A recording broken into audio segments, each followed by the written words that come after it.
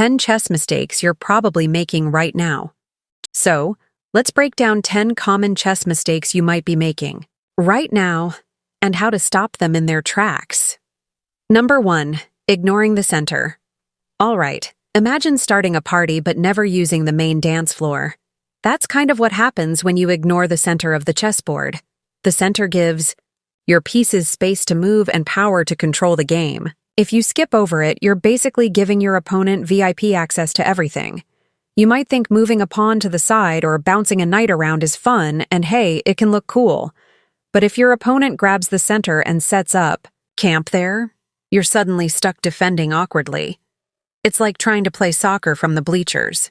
So next time you start a game, just focus on claiming that center. Use your pawns and bring in the knights and bishops. It's not just about control. It's about flexing your opening power. And trust me, it feels way better than playing catch-up. Number 2. Bringing the queen out too early. Okay, I get it. You've got this shiny, powerful queen, and you're dying to show her off. But hold on. If you throw her out too early, she'll get chased around like a scared cat in a dog park. That's not the royal entrance she deserves. Meanwhile, your poor knights and bishops are still waiting for their chance to shine. They're your early game superheroes, but they can't do much if your queen is hogging the spotlight. And if you're spending moves running away, you're losing time while your opponent builds their empire. So give your queen a little chill time. Let the other pieces do the heavy lifting early on. Bring her in when the board is ready. She'll be way more effective and way less likely to be humiliated. Number 3. Moving the same piece over and over again. You know that feeling when you open 10 apps on your phone but only use one the whole time? That's what happens when you keep moving the same piece again and again. It feels busy, but it's not doing much for your game. Sure, you might think you're being sneaky or building pressure, but your other pieces are literally just standing there like, hey, what about us? And while you're doing that, your opponent is developing like a boss. So do yourself a favor, spread the love. Get all your pieces involved early on. If you keep recycling the same one, you're just giving away your biggest advantage, momentum. Number 4. Forgetting to castle. Castling is like putting your king in a nice little bunker and unleashing your rook from its prison. But if you forget to do it, or just don't bother, you're basically saying, here, take my king, he's chilling in the middle. Meanwhile, your rooks are stuck, your center is a mess, and your king is just begging to get attacked. Not the kind of strategy you want, unless you enjoy stress and chaos. So, castle early and sleep better at night. It's quick, it's easy, and it's your best shot at staying safe when things get spicy on the board. Number 5. Chasing pawns aimlessly. Grabbing a free pawn is fun, right? It feels like a mini win. But chasing pawns like you're on a treasure hunt can get you into big trouble. Some pawns are bait, and you might not realize it until your queen's gone.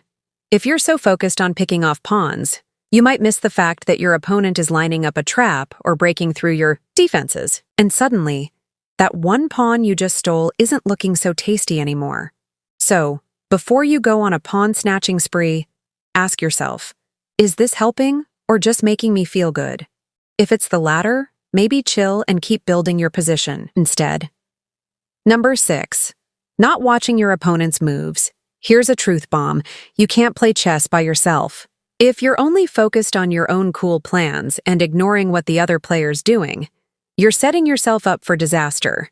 Your opponent might be cooking up something sneaky while you're busy daydreaming about your next move. A fork, a pin, a straight-up checkmate, bam, game over before you even saw it coming.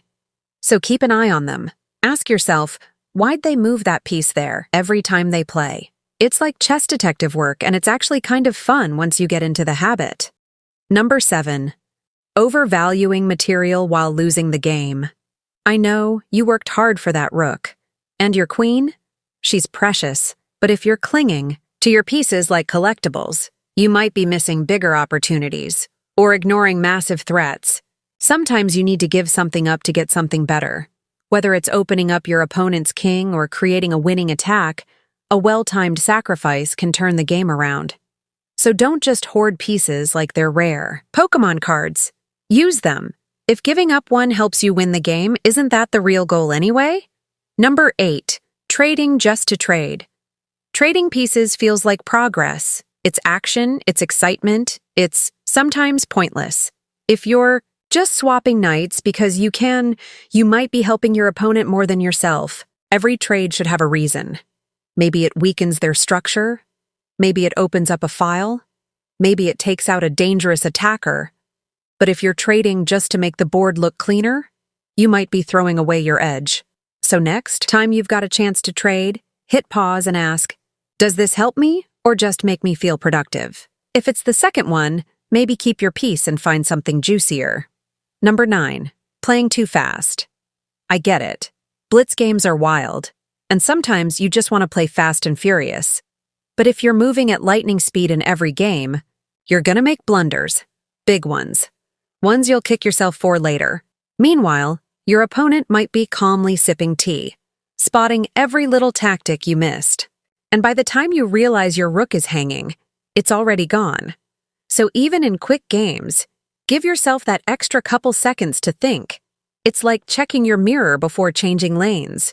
You might just avoid a crash. Number 10. Never reviewing your games. You finish a game, win or lose, and what do? Close the app? Walk away? Never look back? That's like watching a movie and skipping the ending. You miss all the good stuff. Reviewing your games isn't boring, I promise. It's where you get those aha moments that make you better. You'll spot traps you didn't see, realize missed wins, and learn what not to do next time. So even if it's just 5 minutes, go back and check what happened. Use a chess engine or just poke around. It's like reading your own chess story and figuring out how to write a better one next time.